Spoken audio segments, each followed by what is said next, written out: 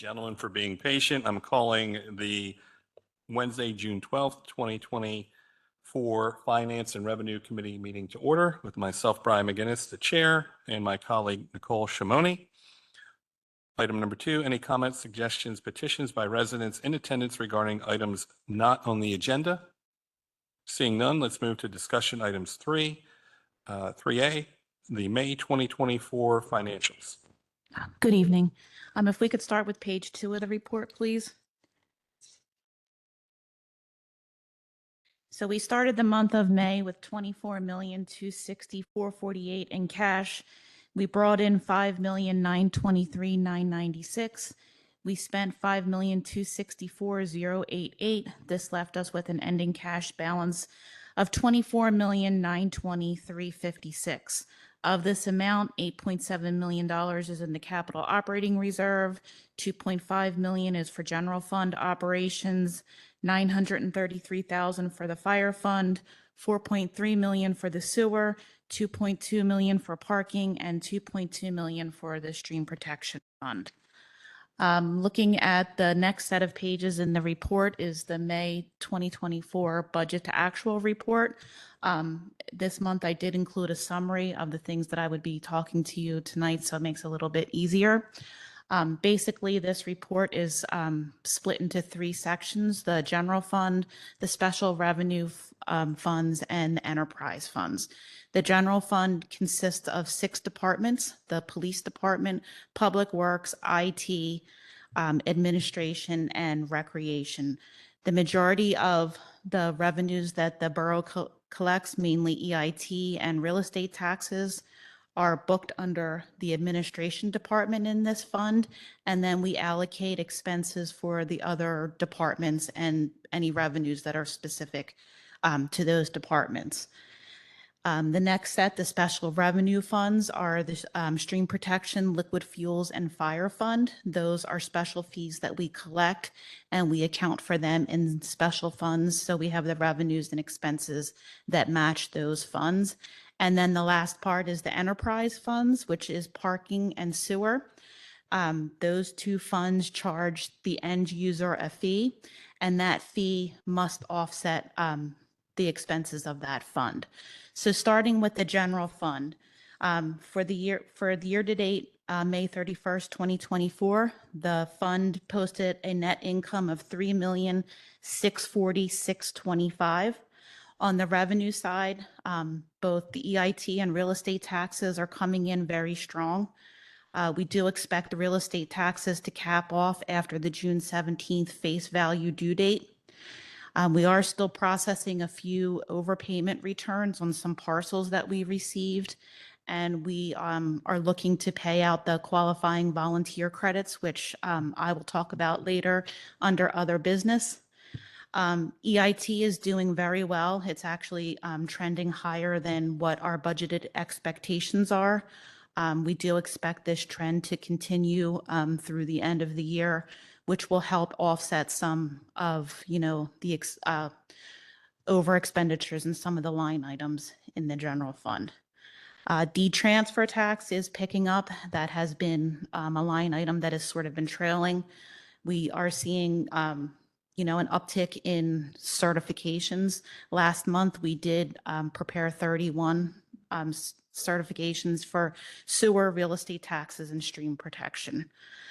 One of the big revenue line items that is sort of trailing budget at this time is liened real estate taxes. That's the unpaid taxes that were sent to Portnoy for collection at the end of 2023. So I will do some follow-up on that line item and see if there's anything that we can do to kind of get that moving along. Looking at the expense side, as I have said, there were 2 line items that have been over budget, and I have talked about those in the prior months, which is legal, other, and capital expense. I do expect to recoup the capital expense as we are still waiting for the reimbursement on the Greenlight Go. And all other departments are meeting expectations at this point in time. Moving over to the special revenue funds, fire, stream protection, and liquid fuels. All funds are meeting expectations both on revenue and the expense side. At this point in time, the Stream Protection Fund has collected the majority of their revenues. The expenses are a little bit lighter, but I do expect those to pick up as capital projects and other projects pick up in the remaining 6 months of the year. And then moving over to the sewer fund, the fund posted a net income of $1.2 million through May 31st. Overall revenues and expenses are meeting expectations, but we are seeing on the expense side, overtime and professional fees are trending a little bit higher than what we would expect at this point in time. And a point of clarification, what I'd like to put out there is that cash management is going to be very crucial for this fund because in the past couple months, we've passed some big capital expenses for this fund. So it's not to say that we don't have the money, but we need to be extra cautious that we're collecting our revenues and collecting on unpaid sewer accounts so that there's enough money in the fund to make sure that we're paying all the line items, the budgeted transfer to the general fund and these capital expenses that are coming up. And then on the parking fund, year to date, a net income of $461,182 was posted. On the expense side, we did have a big debt service payment that was due on May 15th. That was for the 2013 issuance for the Bicentennial Garage and for the 2016 issuance for the Chestnut Garage. It was a $40,000 principal payment and a $200,000 interest payment on those two issuances. On the revenue side, we are seeing parking lots, rental income, and garage revenue. They are trailing slightly behind. I am working with Ramsey to make sure that everything we need to be collecting is being collected at this point in time. So we have some positive news through May 31st. I do expect this trend, cautiously optimistic that we will continue this way through the end of the year. Department heads have done a great job keeping their expenses within, expectations, and we'll continue to work ahead to make sure that, we're meeting what we need to be meeting and making sure revenues and expenses are coming in where they need to be. Are there any questions? Go ahead. Well, number one, I like the new report and the highlight. I love it. So thank you. Yep. It was easier, I knew what to read in the highlights when I got the information this month. So I really appreciate that. Number two, question about when does the next budget process begin? When does that start and what's that look like? So we will be meeting with our department heads on Monday of this week, and we will start rolling out the whole budget process.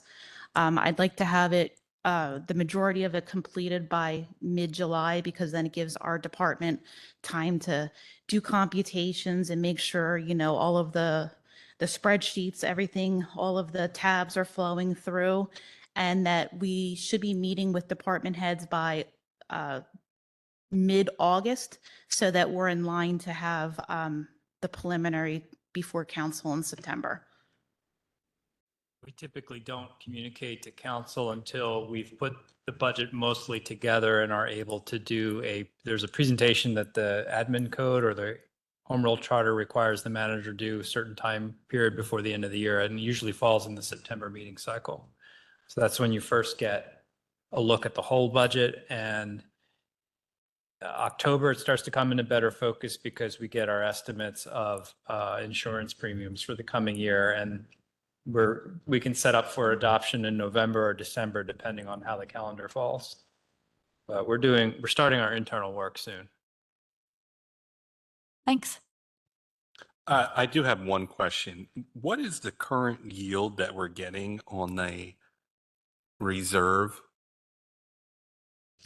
I believe it's around 4.5 to 5%. I could be a little off on that. The majority, we have done a good job putting money aside in the Pliget accounts, but I can double check on you for that, to the exact amount in the capital operating reserve. And there are money markets, Sean, as well, that are yielding a little bit higher. We may want to check that out for extra yield over 5.25. Any public comment? All right, seeing none, let's move to item B, the first quarter 2024 pension financial report. So the pension committee met on Monday, June 3rd, to go over first quarter results. We had to postpone that meeting a little bit. We typically do that a little earlier in the year. The first 27 pages of the report covers market conditions. And there's 48 million under management in the police fund, and the first quarter was a good quarter for funds of this type. We had a 4.8% increase in the first quarter on the police fund and 4.1% on the non-uniform. Both funds are invested in the same choice of investments at the same ratios according to our investment policy that council passed. The reason the performance is a little bit different is that there's just a little differences in the allocations between the two funds. The committee did pass a motion taking into under advisement council's recommendation to look into lower cost indexed fund options, especially in the small cap equity investment space. So the pension committee met, and the investment consultant presented some expense and performance data that's included in your report. Some of it talks about standard deviation. I didn't understand the concept. I would need Brian's help with that one. But the committee discussed that, and that they made the recommendation to change, and we voted and approved to change from the U.S. equity small cap manager Delaware into a Vanguard index fund, which is the Russell 2000. And that is a Small cap index passively fund that managed. mirrors the Russell 2000 index.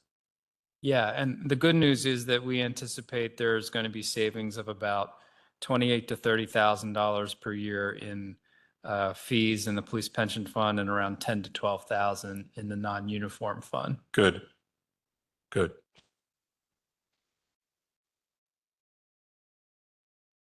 Does that cover item C as well? The pension committee recommendation for passive?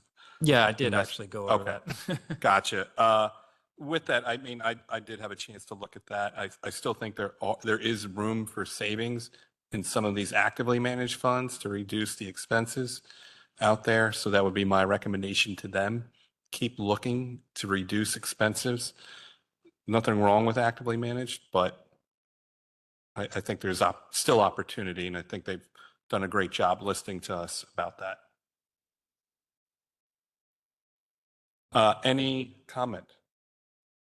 Any public comment regarding items B and C? Okay, let's look at action items.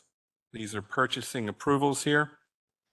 Item 1, $17,789.41 for Cody Systems. From what I understand, that's for police records storage on the cloud. That's correct. And this is being purchased through a CoStar's contract. With this, Sean, could we approve all of these at once?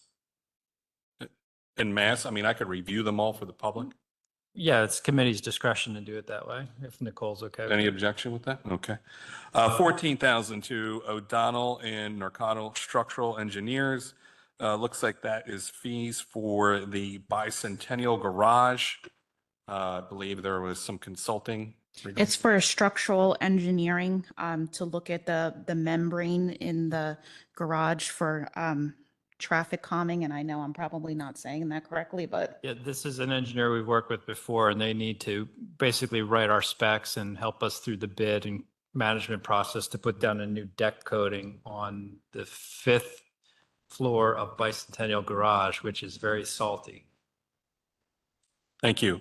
Item And 3. that's bad for the iron. Thank you. Is that the top floor that's open, or, oh, it's really?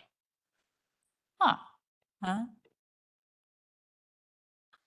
The top floor gets washed by rain, so it's not as salty. Thank you for the explanation. Item 3, $12,540. That's going for phosphorus removal. again, this is for phosphorus removal at the wastewater treatment plants, and it is being purchased through a contract dated 3/2024 and expires in 2025. Thank you. we'll take comments at the end of all of these. $10,042.69 to Whitmer Public Safety. That's a purchase for the police department for body armor. And this is being purchased through a CoStar's contract. Item 5, $58,948.70 to Fireline Equipment. This was mentioned during the public safety meeting. That's to repair the damage to the ladder truck. So this was, again, for the ladder 53 truck that was involved in an accident. We did receive insurance damages for this. This expense was not bid out because it is a specialty product. This vendor is exclusive and it is needed for safety reasons. It is my understanding that they need to get this truck worked on as quickly as possible, and that once the truck is in, with the vendor for repair, there may be additional costs, but we're not quite sure of that yet. So, Thank you. So it came up earlier about, and I don't know if this is already down here. No, about helping with maybe a limit or something like that, so that if other things come up, knowing that it's all insurance reimbursable, like, is there a way that we can do some kind of earlier approval to help move things along to get this truck repaired? Right. So do we want to talk? Yeah, I think that the fire department's question of council was, because this is a expense incurred actually by the insurance company and the borough as it passed through, and specific to those costs, is council comfortable with us moving forward with the repair of the truck regardless, as long as the insurance company is writing the check and not coming back for subsequent approval? I mean, I have no issue with this. This is a public safety issue as well as a finance issue. So I don't have any objection to it. I don't have any issue with it either to Okay. help expedite. The only question the fire chief asked me to ask is just, he wants to be sure that we have to wait until next week, or can we tell Fireline to start? To wait till next week, right? Yeah. Yeah, because it's going to have to go in Okay, the perfect. work session and Excellent. voting session. Thank you. But yeah, and even with that 58,000, you have to wait till next week.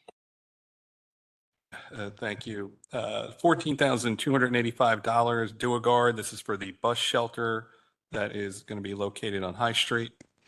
yes, this is part of a grant that was secured from Chester County. The grant amount was $12,500. The borough's portion was $2,500.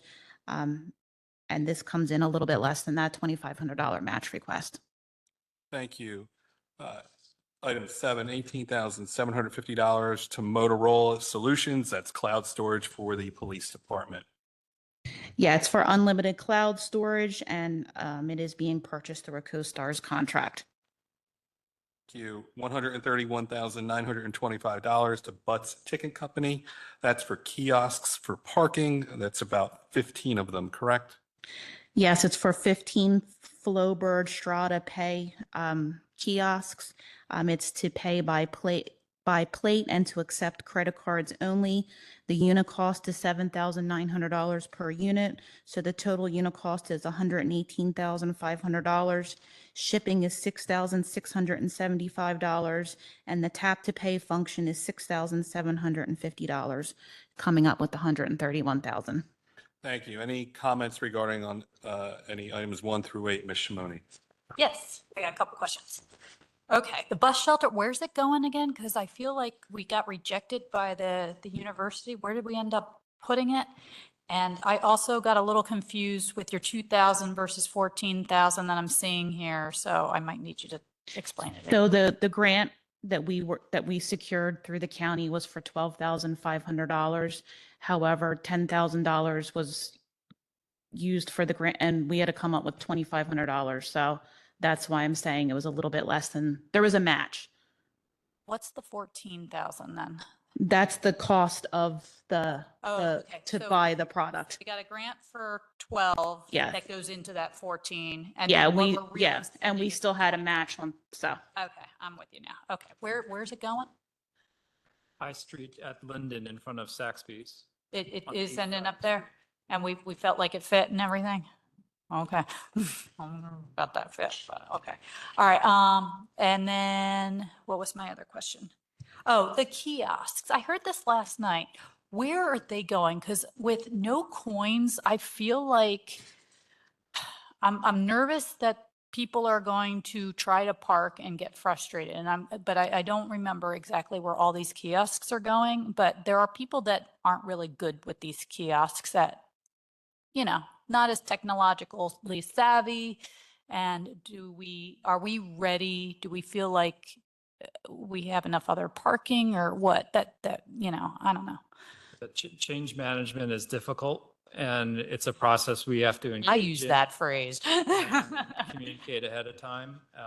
We're not making this change overnight. They're not arriving tomorrow. The plan is to purchase 15 and strategically place them downtown. Ramsey thinks the entire central business district can be covered and we can eliminate our supply of single space meters. If we end up, I think that feels a little aggressive. We haven't figured out the exact point locations of where these are going to go yet. She's working with Nick on that, but we do think 15's in our budget. She's confident she can cover the whole central business district. I'd like to talk about change management, how it's being rolled out to address the issues you just mentioned, for sure. Okay, as long as we because, you just don't want people showing up and trying to park and then get frustrated and because they don't know how to pay for it and all that jazz, Yeah. And just so you're aware, on this purchase order, there is a $3,000 credit for not accepting coins. So Yeah, I heard that $200 or something a unit or something like that. So that's why we thought, and it's only $3,000. It's only $3,000. I mean, I know there's probably then people have to walk around and collect the coins from the meter, so that would be another cost like during the year and stuff. But I don't know, it's $3,000 worth it to get all that aggravation. I don't know. Thank you. Any public comment regarding on any items 1 through 8? Do you have any objections to approving any of these items? I will trust the handoff on this parking kiosk, but sure. All right, we could call that a 2-0 decision.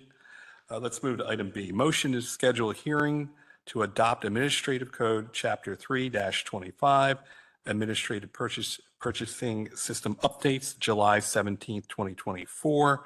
And basically, from our previous conversations we've had, that's regarding updating the purchase limits that you would come before us, correct? yeah, so we would still require a PO for any items over $2,500.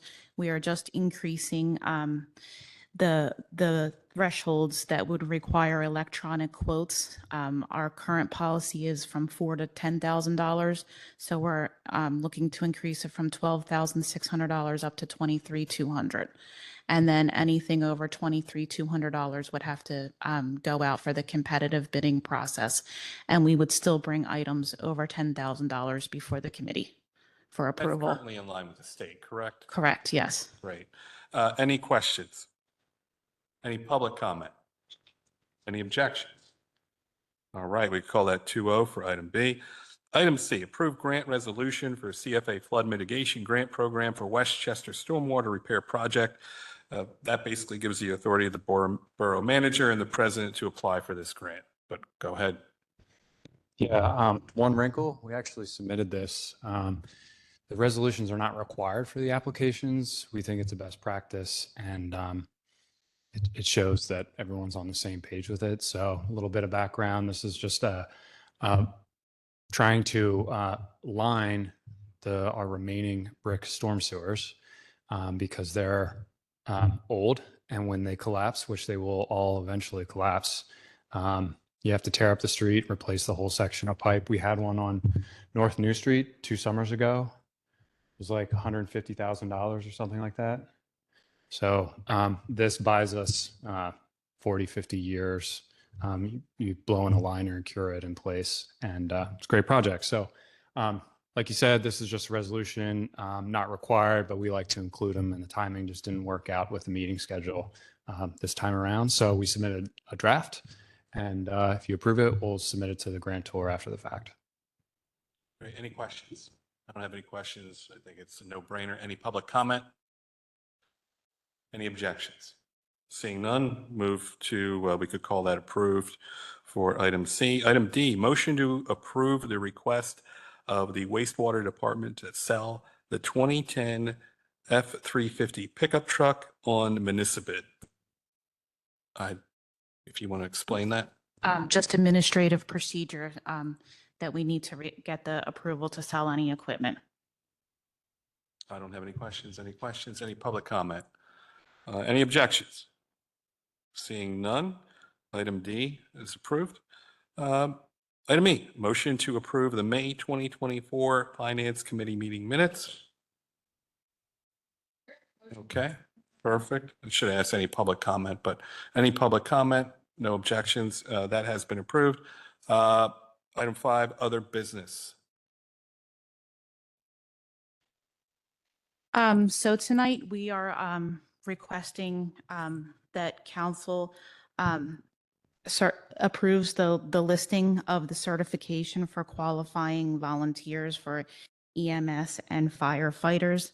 This is under ordinance 13-2023. Administratively, we missed a key point in the process. According to Chapter 99, Taxation, Article 5, Section 42.3, the certified list was supposed to come before council on or before January 15th, and then council by motion is supposed to approve that list by March 1st. And only volunteers that have been certified on this list can receive the real estate tax credit.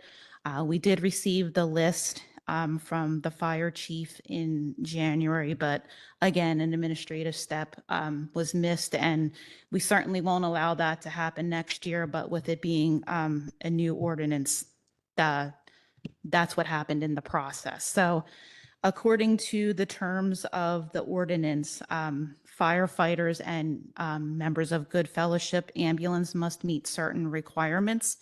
Under the fire department section, firefighters must participate in 10% of emergency calls for their stations, attend one department monthly training, and attend 2 fundraising events.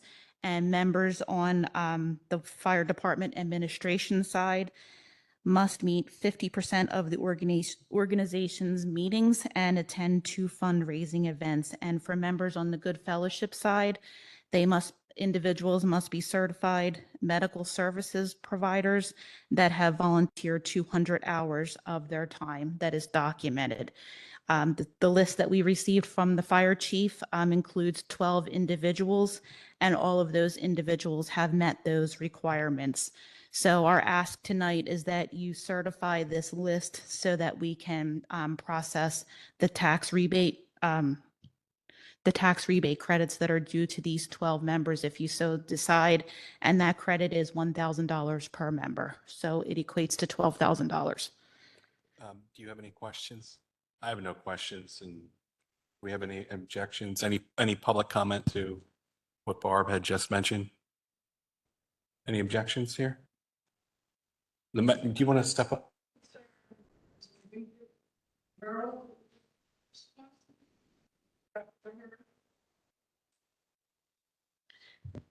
Yes, we missed a step in the administrative process. The repercussions are that the members that should have been certified haven't gotten their tax rebates yet. And that's a total of $12,000, correct? You might, Well, 12,000 depending upon, Yeah, you want to. there was 12 members that were certified by Chief Scanlon that are have met those requirements that I just went through. Thank you. I'm okay with paying the members, yeah. Yes, I have no issue either. Yeah. And Lillian, I think I know what you're getting at, but maybe that's another conversation. Seeing no other business, this meeting is adjourned.